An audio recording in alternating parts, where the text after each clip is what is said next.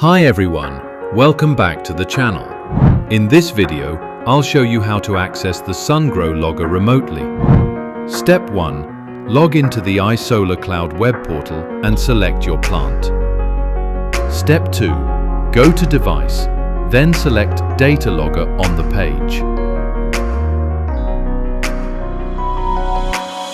Step 3. Click on the remote maintenance icon and you'll be directed to the Logger's web interface. That's it. Make sure you've enabled remote maintenance locally. You can also enable it remotely.